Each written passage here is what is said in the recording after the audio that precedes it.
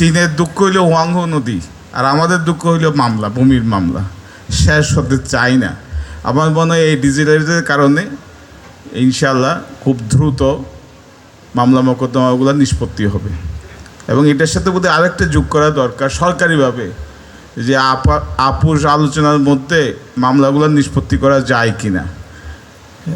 কেউ যদি বলে যে আমরা আপোষ করতে চাই, তাইলে কারো কাছে গিয়ে, যেমন এসিল্যান্ড সাহেব আছেন, অথবা এডিসি রেভিনিউ সাহেব আছেন, অথবা জেলা প্রশাসক মহোদয়ের এখানে গিয়ে আমরা যেমন নিষ্পত্তি করি অনেক মামলা মোকদ্দমা, ভূমির মামলা, এটা তো লিগ্যাল না, লিগ্যালি করা যায় কি না, আইনগতভাবে নিষ্পত্তি করা যায় কি না, এরকম একটা ব্যবস্থা থাকলে হয়তো অনেক মামলা দ্রুত নিষ্পত্তি হতো।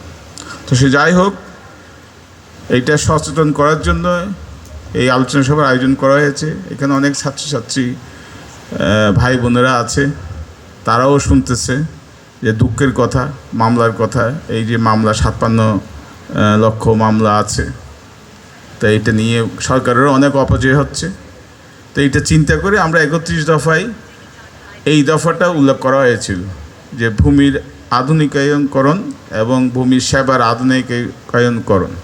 তো সেইটাই আমাদের নির্বাচনী প্রতিশ্রুতি বাস্তবে রূপ নিচ্ছে।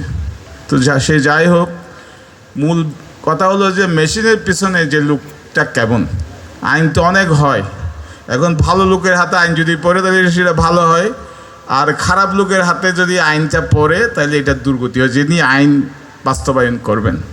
তো সে যাই হোক, আমরা চাই একটা ইতিবাচক একটা সমাজ গড়ে উঠুক, আমরা সকলেই সকলকে সেবা করব, সকলকে সহযোগিতা করব, এবং ইতিবাচক মনোভাব দিয়ে আমরা যাতে সুখে শান্তিতে থাকতে পারি সকলকে ধন্যবাদ। এবং আমাকে আমন্ত্রণ করার জন্য যারা আমাকে আমন্ত্রণ করেছেন ওনাদেরকেও ধন্যবাদ, সবাইকে ধন্যবাদ। আসসালামু আলাইকুম।